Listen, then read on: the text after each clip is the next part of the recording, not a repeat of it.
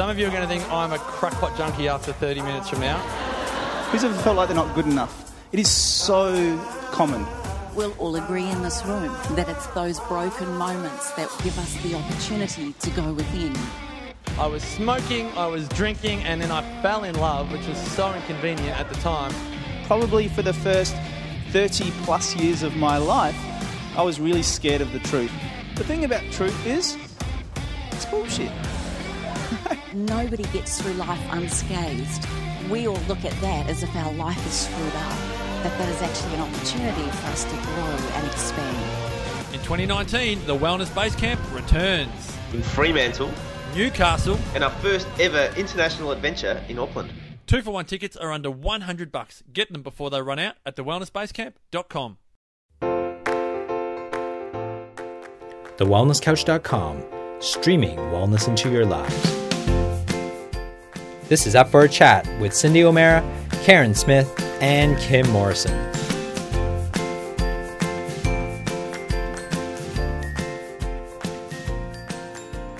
Here we are, up for a chat about the hottest topics that are important to you, inspiring you to awaken the change within. I'm Carren Smith. I'm Kim Morrison. And I'm Cyndi O'Meara. And you know what, listeners, if you hear a bit of an echo or if you hear us sounding a little bit distant, we're all on our phones in different parts of the country. But we are so excited about doing today's podcast with you. We've got somebody from the UK joining us today, a Dr. Jenny Tschiesche, who is joining us, and this is one of Cyndi's unique and amazing discoveries, this beautiful woman. She's a lunchbox doctor, and I cannot wait to dive down and see what being about a lunchbox doctor is all about. She's an author. She's just an astounding human being that has had an incredible profile, has worked on all different levels with all different people across the globe. So I'm going to throw over to you, Cyndi, because Jenny is just somebody that is completely, well, she's world famous, clearly, but has a message that is so profound. So over to you, gorgeous girl. Oh, thank you. I met Jenny in the UK. I think it was because of Thermomix that we met, and we met at an event, and I just watched what she was doing, and I've been following her on Instagram. Anyway, about over a year ago, she asked if I would write the foreword for her new book called Gut Health and Probiotics, The Science Behind the Hype. And I always read the book before. I won't write a foreword unless I've read the whole book and I have to agree with it. Otherwise, I'm just not going to do it. Well, I read this book and I decided that this book needed to be for all my students at the Functional Nutrition Academy. So I wrote the foreword. I was really excited about it. I wrote Jenny, I think November last year, and I said, Jenny, I don't know how many copies I said. I want copies of your book because I want to give them away as Christmas presents. And she said, oh, Cyndi, it's not going to be out till next year. And as we all know, as we're all authors, we know that it takes time to birth a book. Kim's just finished hers, and we all know what it's like. So, Jenny, I just love your book. I have recommended it to so many people now that it's finally out. And you can get this at Angus and Robinson, but we'll make sure we put a link so that people can download your book, or depending on whether it's Kindle or whatever. But my first question for you is, and it's probably the question that we always ask our guests, is how did you get into being the lunchbox doctor and doing what you do and writing this fabulously researched book? Yeah, well, thank you. And thank you for the lovely welcome. So I had an interest in nutrition from quite an early age, actually due to sport. I used to play a lot of hockey, and I was selected as one of the top 45 in my age group when I was a teenager. And I got given a diet sheet, and that was sort of for the future national squad. It was the nutrition advice that was being given at the time. But as one of a very large family, I'm the youngest of 7 children. I never made the correlation, if you like, between what we put into our bodies and the performance, the outcome. And as soon as I'd made that connection, it was sort of like that was the birth point for me as far as my kind of close relationship with nutrition and my desire to learn more is concerned. But I actually ended up following a very traditional path, going into a corporate role in IT, and I didn't think about nutrition until, unfortunately, I was playing National League hockey and my back went. And I think a lot of that was to do with the strain and the stress that I was putting on my body, both physically and mentally. And it really made me sit up and think, what do I want to do? And actually ended up studying another degree, this time in nutrition. And whilst I was studying that degree, I realized that a lot of my own nutrition issues related to my gut. Now, we're talking early 2000s here. This was very early in our knowledge of gut health. And I found out that even though I had traveled the world and I'd been to Africa 3 times and brought back more than my suitcases each time, I didn't know why I had these problems. I didn't know why I was prone to picking up things. And it was only when I started doing my own investigations that I realized this was a subject that was so key to so many aspects of our health that I needed to investigate it further. And that's why it took so long to write the book. Because we were kind of talking about gut health when I was over there, but you were known as the lunchbox doctor, and I guess that's where it all started. So tell us why you started as the lunchbox doctor. What did you see that was needed in your community or in England for that matter? Yeah. So I had my children whilst I was doing my second degree in nutrition.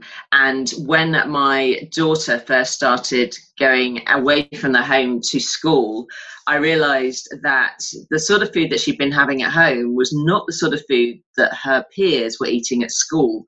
And because, imagine I'm the nutritionist, I'm the one at home that's preparing these beautiful things. We didn't really have bread as such, actually partly because she didn't like it. If I gave her a sandwich, she'd take out the inside and not eat the bread, which I thought was, her communicating to me what she really needed. And so when she was at school, I started to write about what she was doing, what we were doing to sort of get around this, because I looked at the lunch boxes that most of her peers had and actually looked terrible. It was a fruity, sugary yogurt, more sugar than fruit. It was possibly a chocolate bar. It was a packet of crisps. It was a sandwich, but it was more bread than filling. And I looked at the nutritional profile of that and just thought that doesn't reflect what our bodies actually need. So when I started writing about that, blogging and Facebook group, and it started to build. And in 2012, there was a whole political thing in this country which was about banning packed lunch boxes because they were so terrible that the only way we'd solve the problem was to get rid of the problem, to get rid of people being able to bring their own lunch boxes to school, which I thought, hold on, that doesn't help anyone, because no one's getting the education then about what they should be doing or what they could be doing. So I've ended up becoming known as the UK's lunchbox expert, and ended up sort of doing lots of TV, lots of interviews for national press, and it's still a hot topic. I still get asked about that today. I do shows all over the UK. I do shows abroad. I work in Dubai, and I have done some things further afield, and it's great. I am known as the lunchbox doctor, but equally I do a lot of other work. Under my own brand as the nutritionist, a lot of speaking, a lot of recipe development, and a lot of brand ambassadorial roles. Jenny, do you find that the problem is worldwide as you travel around the world speaking and supporting other communities that are in other countries? Do you find that the same problem exists, or are there specific or some countries that just seem to do it better than others? I actually do think the problem tends to be worldwide, and I believe it is because we have this sort of abundance of food and we have a dominant processed food industry. And one of my sort of little takeaways that I often say to people is that if a product is packaged, and certainly for busy parents who are under duress most of the time and want to select better foods for their children, if that product then says ideal for lunchboxes on the packaging, generally It's not.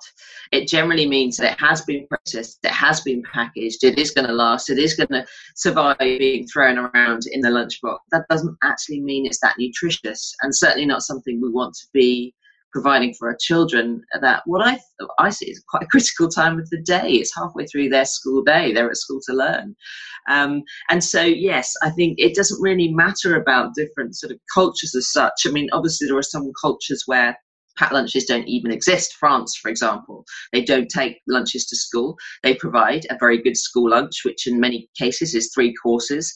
And that means there's going to be vegetables to start, and there's going to be vegetables with the main, and the dessert maybe has something else in it, but it's a 3-course meal. But most countries where packed lunches do feature, the US, the UK and Australia, we do have the same problems, absolutely. Do you think then, with your knowledge around nutrition and all the things that you're doing, Jenny, can you hear me? Sorry, did I come through okay? Yeah. Can you hear me? Yeah.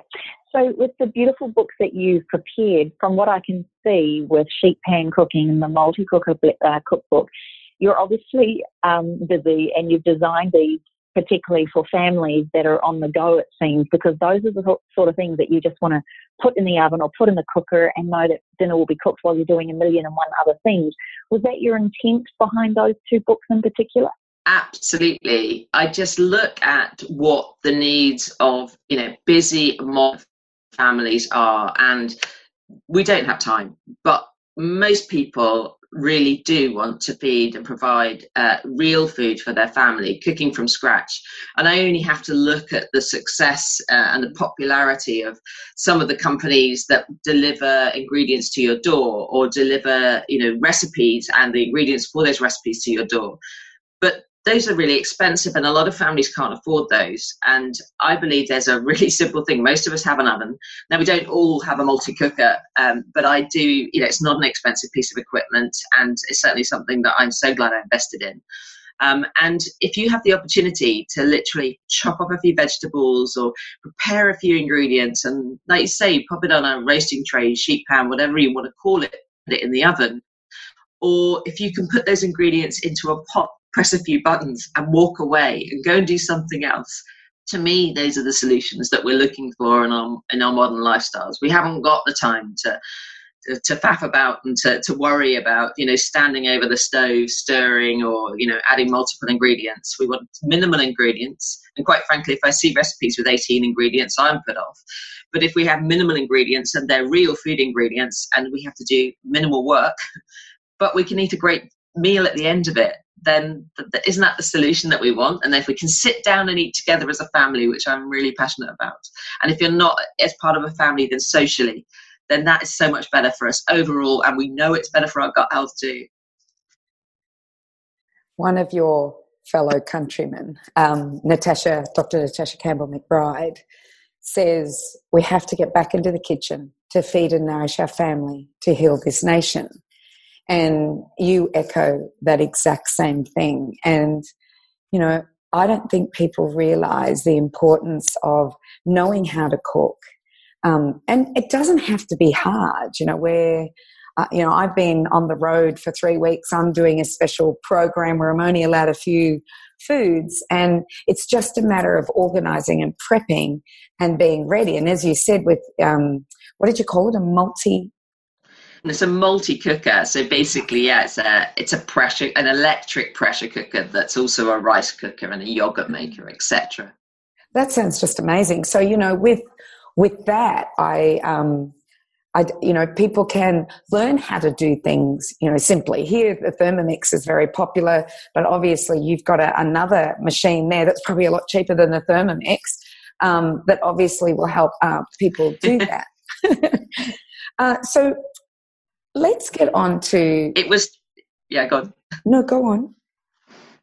I was going to say the reason that I found out about something called the Instant Pot, which is the brand that I recommend, is through the Thermomix community. So that's the irony there is that it's people that all really want the quicker solution, but I found that the Instant Pot community here is just so much bigger than the Thermomix community, and that could be a cultural thing, but it's maybe a cost thing too. Yeah, no doubt. Let's get on to how you figured out that your gut was the issue. What did you have to do in order to do that, to help your gut? Yeah, so as I say, I've been traveling to Africa in my 20s. I had glandular fever when I first went to university on my first degree, and I'd struggled since then with my immune system. And obviously the thing we know about that condition is that generally a lot of antibiotics are thrown at it. And they were, having not had a lot of antibiotics as a child, thank goodness, having been born naturally, having been breastfed, I had a really good immune system, but this onslaught of I think antibiotics in my late teens, followed by probably not the best lifestyle, being at university, not to be too much. That happened next, and unfortunately, over the course of the next sort of 6 years, I realised that there were lots of things going on. I'd suddenly started struggling more with sort of bouts of anxiety. I had obviously gut health problems, bloating and distension, and I felt there was something that I was becoming intolerant to increasingly.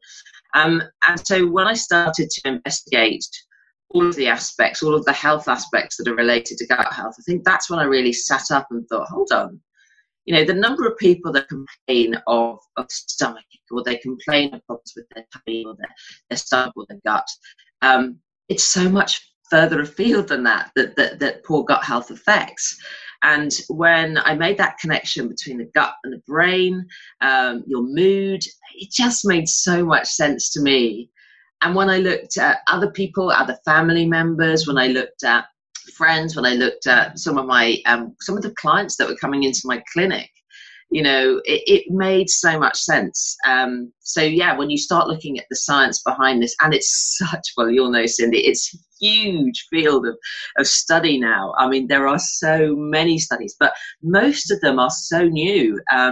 I already feel like I want to top the book up with more studies that I've read since. It's such an exciting time.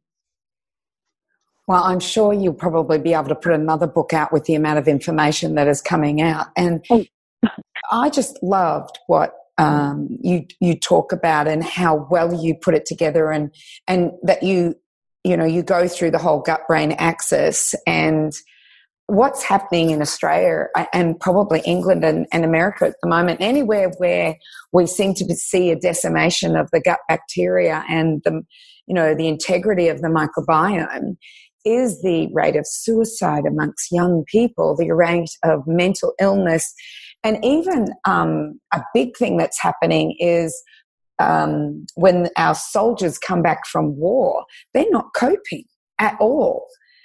And, a lot of people say, but people went to the war in World War I and World War II and didn't seem to have the amount of post-traumatic stress that they're now seeing our soldiers coming back from the war. Would you like to address what is happening there, what you think, other than antibiotics, that could be eroding the gut bacteria around the world? Yeah, absolutely. Well, I mean, you highlight here, yes, mental health problems, skin health problems, such as, eczema is on the rise. Again, if we look at in children with autism, I mean, the majority have an imbalance of gut bacteria. And you start to look at it and you think, okay, so this actually, if we look at the imbalance of gut bacteria, has to play a role in body systems that are far beyond the gut. And again, when we look at the studies that show what's going on, and like you said, the gut-brain axis, we know that there is a disruption of the balance within the brain. But I think the fascinating thing is, how did we get here? Like, what's so different between now and just the early 20th century, during First World War, Second World War? What is different in it? Is it our environment? Yes, certainly. There are aspects of our environment that are so different. the pollution, for one thing, but is it also the food that we're putting into our bodies? Absolutely, yes. One of the questions I was asked, I was doing an interview the other day for a newspaper, which was about a new kombucha range, which has come out. And the last question that I was asked is this whole food fermentation thing a bit of a fad? And I was livid. I said, no, if you look at every single long-lasting culture in the world, they have a fermented food in their culture. They have fermentation in their culture. And people have always fermented foods. And that is a way, yes, of preserving food. I'm sure back in the day, people didn't think, oh, well, that's going to increase the lactobacillus. They didn't think that. But they did see, okay, when I eat this food, I seem to be much healthier. Or I seem to get less ill, I seem to survive longer, or our family members do. So we have lost our food culture, not just preparing foods from scratch, but the sorts of foods that are actually good for the gut and help the gut and produce probiotics. So here, if you look at Germany, sauerkraut, you look at Korea, kimchi, you look at Eastern Europe, kefir. All of these foods, they served a purpose within that culture, and it worked. And again, if we look at even what I talk about prebiotic foods, these are the foods that feed the good bacteria in the gut. We don't have anywhere near as many prebiotic foods as our ancestors had. And we've lost that because we've moved to a fast food culture. We've moved to a processed food culture. And the number of people in the population grew at such a rate. You can see why food production changed. Even things like processed meats. We would have had processed meats that were just hung and dried and salted to cure them, but they weren't processed in a factory, and they didn't contain all the nitrates that we now know that are the things that aren't so good for us. You can see now the abundance of nitrate-free products that are coming out. And my big bugbear, of course, is going to be bread. What happened to bread? Not just the grain that we used to make the bread, but how we made it. In 1961, we brought in this Chorley wood method, which meant this fast-rising process to make bread. And of course, in that process, we lost the fermentation. We lost the breakdown that happens when you make a traditional sourdough. So the number of people that I know who go abroad and can eat a proper French Parisian boule, but they can't eat the baguette for the local supermarket here because of the way that it's made, that is a crime as far as I'm concerned, because I do believe that the way we make bread, and certainly the grain we make bread with, has caused us to have problems with our guts where there wasn't in the past. It is a crime. I was just wondering if you mentioned fast food, and I'm just curious to understand in this day and age, teenagers, I hope you don't mind if I ask a question around teenagers.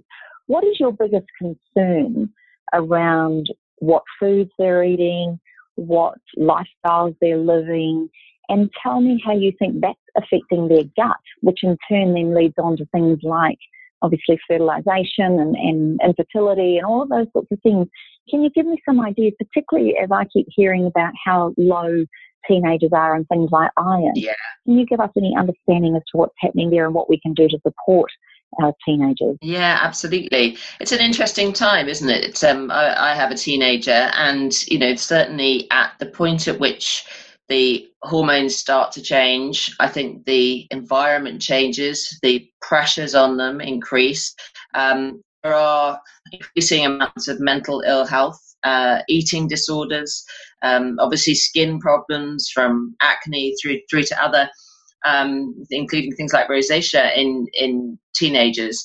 And again, things that we know to be related to the gut. Well, look, at the same time as all of these things are happening, what is going on in their life world? They're going out more. They are faced with the option to buy food.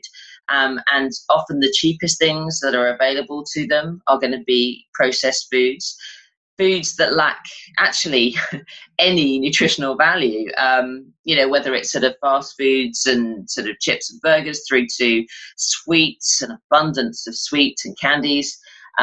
Just if there is any imbalance already in the gut, we know. Well, if you are a food fermenter, you know that bacteria love sugar, right? So if you've got any bad bacteria hanging out in the gut, and then you put some refined carbohydrates, you put some sugars into the gut, they're just going to have a right old party, and they're going to thrive and survive, those bad guys.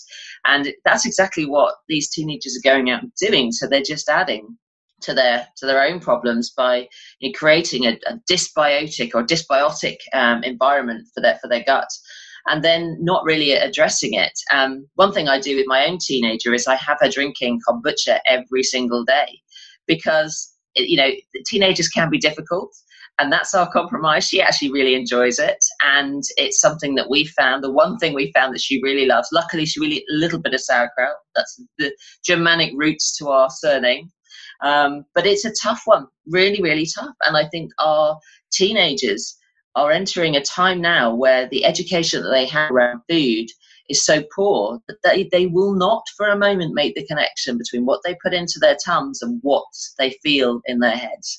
And that's the bit that needs addressing as far as I'm concerned. Jenny, I look at, so I'm, out of the three of us, I'm the one that's all about the mindset. Right. So I look at, everything that's going on, and just, Cyndi asked the question about, the link between gut health and suicide, and worldwide, one person commits suicide every 40 seconds. And we're expecting that figure to double by 2020 to one person committing suicide every 20 seconds. The concern that I'm thinking of is that when we look at gut health, we know that the mind and the body are connected. How do you see, from all of your research and all of your amazing study, what link have you discovered that links the mind and the body and the mindset or the psychology of our teenagers? Because our greatest that are at risk at the moment are our youth. How do you see the link between their mindset and their psychology and their way that they view the world? How does that relate to gut health? So basically, when there is an imbalance of bacteria in the gut, we call that dysbiosis. So the bacteria are no longer living in harmony. Most of us should have a harmonious balance of bacteria. We do all have bacteria in our gut. But when we get a dysbiosis, that's when we get an imbalance of bacteria. That starts to change things. And what we know is that can change things in such a way that we can end up basically breaking down the integrity of the gut lining. Now, we should never have these two systems, the digestive system within the body and the rest of the body, interacting in such a way that things can actually leak out of the digestive system and into the body. And when they do, that's a toxic outcome, because that means that our body has got to react and respond to a foreign invader. Who would have thought that you put something into your body, which is food that you may have had previously, may have had 10 years previously, didn't cause you a problem.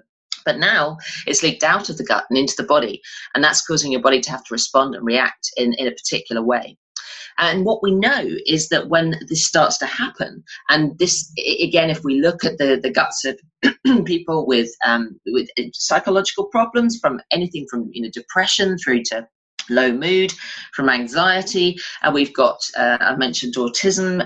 We've got all sorts of different aspects related to mental health and their outcomes. We know that a defined or a reduced gut integrity seems to be part of the problem.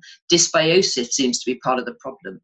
And what does seem to be part of the solution is probiotics and good bacteria. Now, this is where we need to investigate more, because the very specific blends of probiotics are still slightly unclear when it comes to what can specifically address certain things. But there are studies that prove that certain probiotics do improve anxiety, and certain probiotics do improve mood. And I would say, we are not going to harm by putting these probiotics, the ones that have shown positive outcomes in tests, by putting those probiotics into the gut at the same time as addressing the integrity of the gut lining, at the same time as addressing the diet. which again, when you've got someone with low mood, you've got someone with any sort of psychological issues, it's quite hard to get them to take care and to start producing food for themselves. But I think this is part and parcel of the whole solution to the problem. It's got to be multifaceted. So it's what we put into our bodies. It's healing the gut lining. It's improving the amount of probiotic bacteria in our gut and seeing the improvements in our ability to produce the neurochemicals that help us get back into balance again.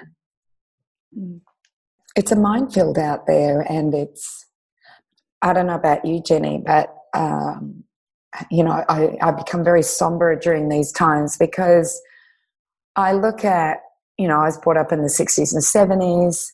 I graduated 1983.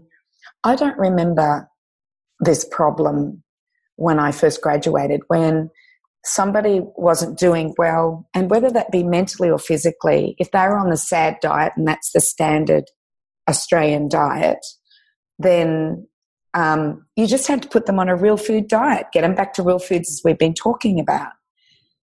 But as the decades have gone by, I'm now seeing this is a phenomenon. This is an epidemic. This is something that I believe is quite scary. It's almost like it's an extinction of our gut.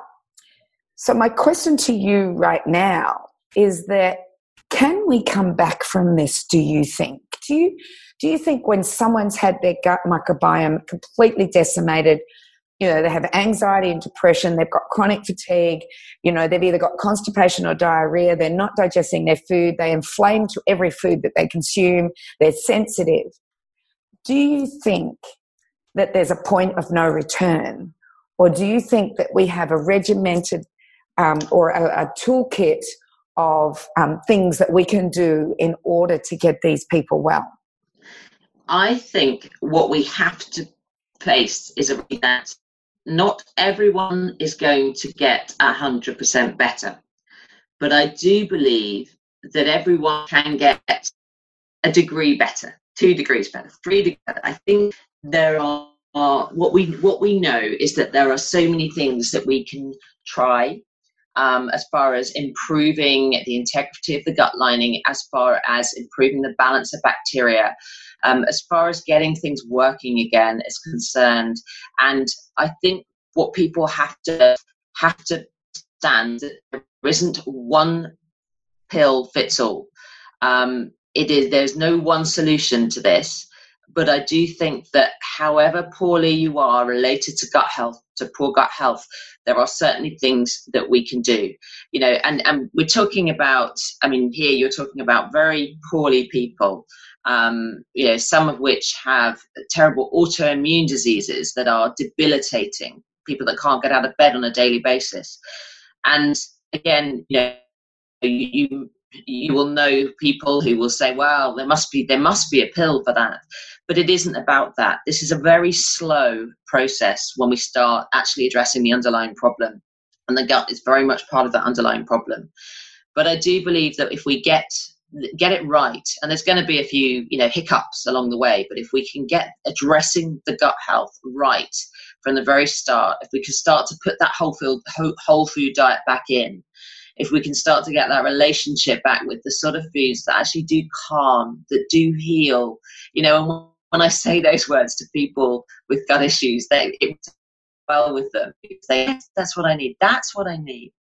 So if we do start to get all of that right, we can see improvements. But it's not a straight, incline. There's going to be little dips along the way, and that can be to do with what we've eaten. That could be to do with stress. That could be to do with a number of other environmental issues beyond which we have no control. But there are many things that we can do that are within our control to get better. And that's really what I want, people to take, not only from the book, but from when I speak, and I'm sure all the work, that you guys are doing, it's got to be about, a progressive improvement, overall improvement. And that's what I'm trying to get across. It's not going to be a one pill fixes everything. It's not going to be one solution fixes all. But it is going to be a journey. And it is going to take a while, and there are going to be hiccups, but it is so worth finding out more about the gut as part of that journey, because I believe that is the root. Pulled through the absolute, ringer of nutritional science. And I'm just interested in your thoughts around things like the ketogenic diet, the low carb, high fat diet. Is there some way that someone should start straight away, or do you think it's even more simple than that?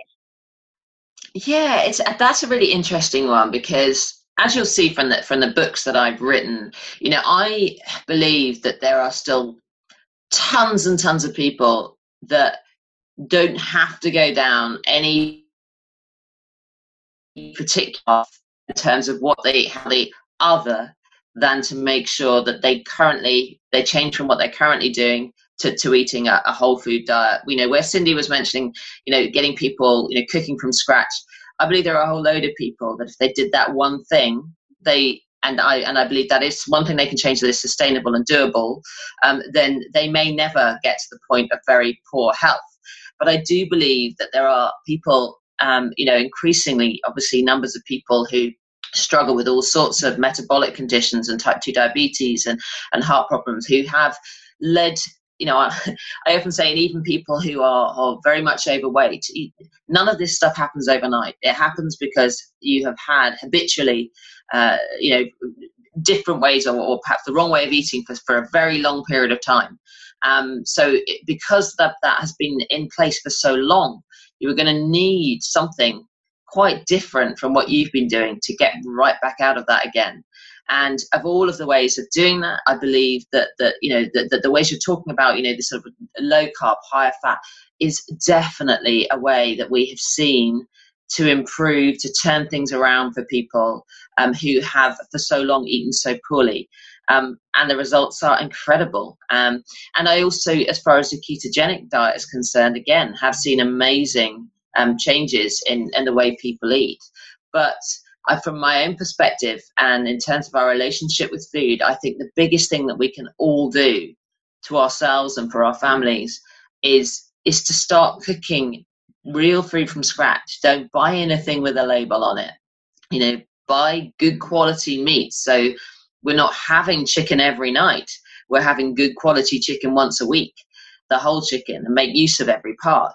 I think simple things like that we need to get back to. Those are the traditions that we've lost, but I don't think they're the time-consuming elements that stop us from having these as part of our life in our modern busy society. In one of the chapters of your book, you talk about obesity, and I love the rat study. Can you talk about the rat study, obesity, and our gut health? Yeah, so that's a really interesting one, and it's one people ask about quite a lot. Could me being overweight be related to gut bacteria? And yes, the answer's got to be yes. I mean, at the very simplest level, if I mentioned that bacteria love sugars. So if you do have dysbiosis and you have this imbalance of bacteria, the guys that are in there that shouldn't be in our guts, or that are in there in too great a number in our guts, they're going to make us want to eat refined carbohydrates, our white bread and our biscuits and our cakes, but they're also going to make us want to eat sugars. And so certainly we know that when we eat, foods that are higher in refined carbohydrates, then we do put on weight. But the second element to it is that, again, if you look at the guts of overweight, obese people, they have far fewer bacteria, so much less diversity of bacteria than slim people. And so I think the experiment you're talking about is where they took twin rodents and they implanted the bacteria from an overweight female into one of the rodents. And they fed them the same diet, and the rodent with the bacteria that was from the overweight individual ended up putting on weight. But then they put the rodents in together, and what happens is that they start to, dare I say, eat each other's feces, which is normal rodent behavior. apparently. And so what happens then is that the bacteria seem to normalize, because what's happening is that the rat or the rodent that has the imbalanced bacteria, or the poor diversity of bacteria, starts to get the good bacteria. So it's like an infusion of good bacteria. And then they both have a lean, they both have a good lean body mass after that. And so what we can take from this is, if you were to take a transfusion of good bacteria into the body, we know that it's easier to stay slim. And so, yes, we do know that there's a relationship between a good balance of bacteria and a diverse range of good bacteria and a slim body and being able to manage what we eat, which is actually quite groundbreaking, because for so long people have said it's only to do with the food that you put in your body and not necessarily to do with the bacteria in your gut. So the next stage has got to be working out what range of bacteria, what range of probiotics could we be putting in. And there are some studies that show that is, that certainly you can put a range of bacteria in, and it can improve our obesity rates. But I think that's the next area. And just as an aside, and again, I mentioned antibiotics earlier on, but again, we know that antibiotic use and obesity is related. And certainly there's one researcher who he did some research on rodents as well, but then he decided, well, how can I prove this in human beings? And he looked at a map of antibiotic prescriptions, and then he laid the map of obesity rates on top, and where antibiotics have been prescribed in the greatest numbers were the greatest obesity rates. That is fascinating to me. It is fascinating. So do you think that we might use fecal transplants to get rid of the obesity epidemic? Do you know what? Yes, I can see that happening. I absolutely can see that happening in the future. Fecal transplants are, again, something that we a while ago would have just went, no way, that is not my bag. But it absolutely has to be something that we consider.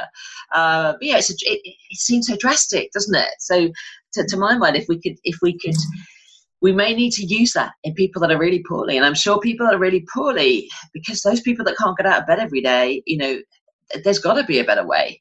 And I think that is going to be a solution. If you can afford to do it, great. That would be the way to do it. But then, if we can avoid people getting to that position in the first place, even better. That's the key, isn't it? While we're here on the topic of improvements, I'm wondering, could you give us some tips on a busy mum, a busy family listening to this, and they're thinking, how can I improve what I'm giving my kids or my family? Yeah. Apart from getting your two books, the first two books and recipes, have you got some tips and ideas on how to get started on a more healthy or an improved lifestyle? Absolutely. I mean, I think most of the education that children have around food is going to come from the home. It's going to come from a good relationship with food, a normal relationship with food, where you sit down to a meal in the evening at least. If you can. Now, I appreciate people are busy, but as many meals in the evening as you can during the week, you prepare. Digestion starts as soon as we start to prepare the food. And that's really important, because therefore we've all got to play a part, whether that's the smells that emanate from the kitchen, whether it's the family sitting in the kitchen, perhaps doing their homework whilst you're preparing. I think that's great. Getting children involved in cooking, yes, please. So that's a really important thing. I think we need to look at some of those traditional foods that we've lost and the way that foods were made. I'm not saying we've all got time to start making our own ferments, although I have to say I run courses in that, and it's not hard. Whether it's taking, and it's cheap, taking a cabbage and fermenting that in a jar for 4 days or whatever. And then if we can't make our own, then I do think if we can afford, to put a few fermented foods into the body. I've said with my daughter, we've got kombucha. With my son, he likes kefir. So we just whatever compromise. I know how hard it is as a parent. So whatever compromise we can get to when it comes to fermented foods, that's good. Prebiotic foods, really, really, if we can try and improve. And again, we talk about getting our kids to eat their fruit and veggies, but to my mind, it's not. So many children never know why. They never know why they should be doing it. And I talk about things like flavonoids, the brightly coloured fruits and vegetables. Flavonoids actually help fuel the good bacteria in the large intestine, and we don't even make that connection for them. So, whatever it is, we paint a picture that we need to feed the army, or we need to, let the party begin in our guts or our tummies, whatever the terminology that's age appropriate for our children. They've got to understand that we do need to look after our gut bacteria, and eating brightly coloured fruits and vegetables is certainly one of those ways. So prebiotic foods, and even things like resistant starch, not unresistant starch, resistant starch. So again, this is quite a new area, but certainly things like underripe bananas. We now get all of our bananas green. And we eat them green because that's a really good sort of source of resistant starch, which again can provide fuel for good bacteria. So real foods, but also just when you're talking to your children, make sure you know what's going on around gut health and the relationship between food and gut health. Making sure they're getting enough vitamin D. It's a huge issue where many people, and obviously particularly in the UK, are not getting enough vitamin D. We're moving into winter here, and I know so few people that realize there's a connection between gut health and vitamin D, which we must really think of as a hormone and not so much a vitamin. And so, all of these things, educate your children as you go along, but just get them involved in the process of making real food from scratch, and buying foods that don't have a label. All right, I want to go back to the green bananas. Yes, I have to go back there because now in Australia we've got green banana, flour. But flour, yes. Yes, but when I taste a green banana, I can't take it. Tell me how you do that. I don't know what the magic is, but literally my children are asking for them now. It is something we know. So this resistant starch is quite a new area. Underripe plantains are another one that you can use, and I actually use in baking sometimes. They're a really good kind of starchy component to bakes. Obviously only with natural sugars, and then cooked and cooled rice and potatoes. And again, this is one of those things that for years people wouldn't necessarily. We found provides an increased amounts of resistant starch, and that means it doesn't get broken down until it gets into the lower gut, which means it can provide the fuel for the trillions of bacteria that exist there. And again, that really ties in with the whole lunchbox side of things, because if you can cook and cool potatoes, rice is a difficult one because obviously you've got to keep it cool enough, and otherwise you can get food poisoning from it. But certainly potatoes, cooked and cooled, new potatoes in their skins, fantastic for lunches. So I've got an abundance of people producing recipes that relate to like potato salads, little filled mini jacket potatoes, all those sort of things going into the lunchboxes now. Every barbecue in Australia had a potato salad.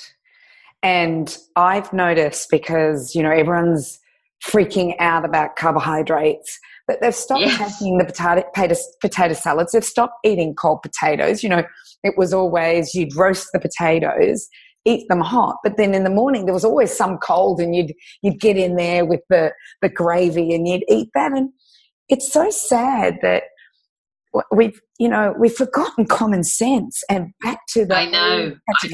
Absolutely. It is absolutely, and I agree that if we.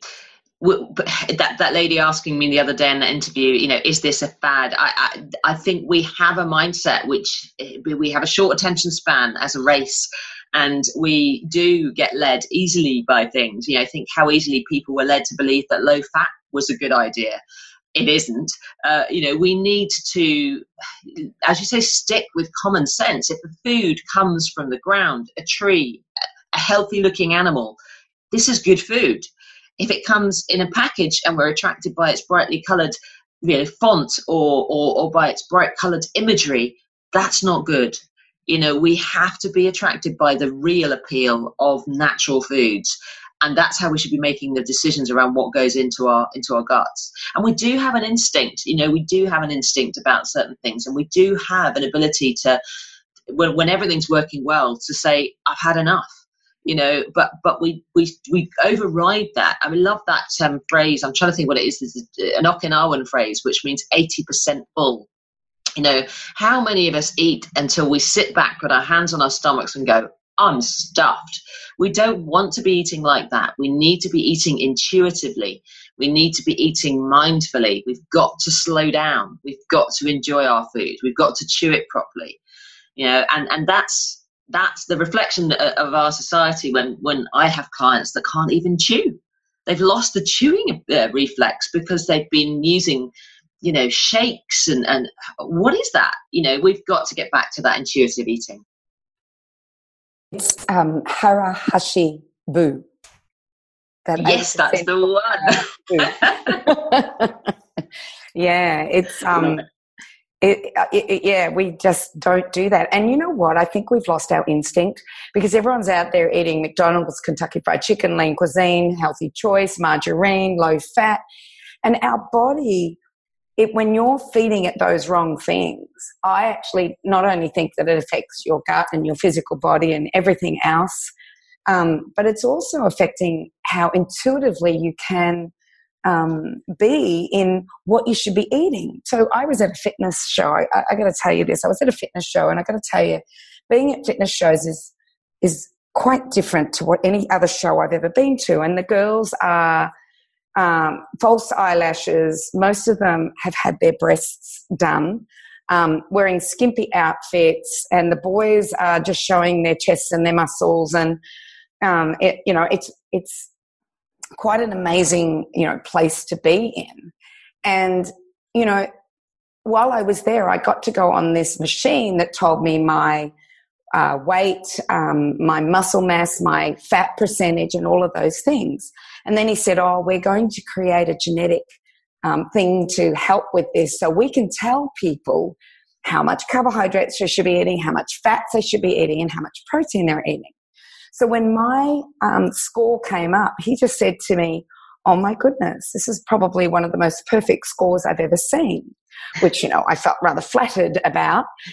But I don't need that information. I intuitively eat. I don't measure anything in my diet as far as how many grams of protein can I have, how many carbohydrates.